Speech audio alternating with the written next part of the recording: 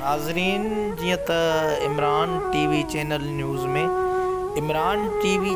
News में अफ़सोसनाक कंबर ज़िले तालके वारे सां चांडिया बिरादरी साखाणी ऐं पाड़ोआ जिन जी अफ़सोसनाक वाक़ियो।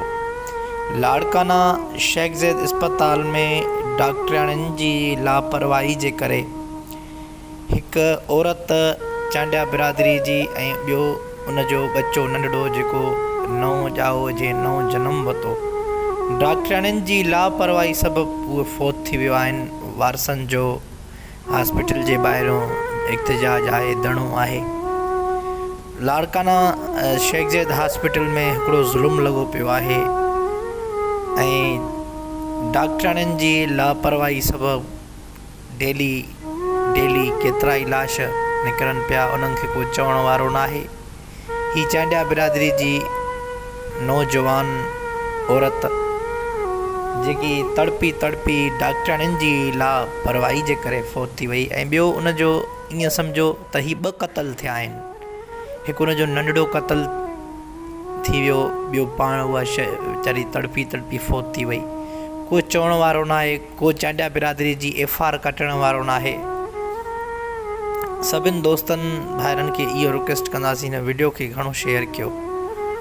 ऐं ही लाड़काना शेख ज़ैद अस्पताल में हिकिड़ो दर्दनाक वाक़ियो थियो आहे।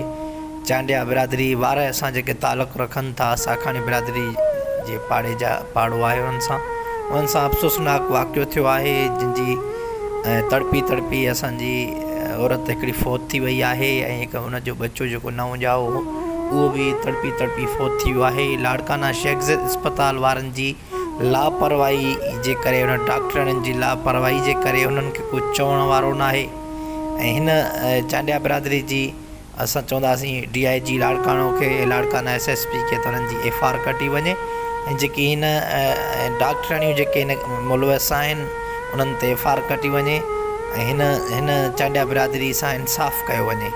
वधीक स्क्रीन ते तव्हांखे इमरान TV ॾेखारियो आहे। ही लाड़काने जे ॿाहिरों जेकी शेख ज़ैद अस्पताल आहे, ॿाहिरों जो धरणो उन चांडिया बिरादरी तरफ़ों धरणो हयो वियो आहे। वधीक स्क्रीन लाड़काना शेख ज़ैद अस्पताल में हिकिड़ो ज़ुल्म लॻो पियो आहे, जंहिंमें चांडिया बिरादरी सां वारे सां तालुक़ रखंदड़ साखाणी पाड़ो जेको आहे उन्हनि जी नौजवान हिकु औरत ऐं ॿियो उनजो बच्चो तड़पी डॉक्टरनि जी लापरवाही सबबु फ़ौत थी विया आहिनि।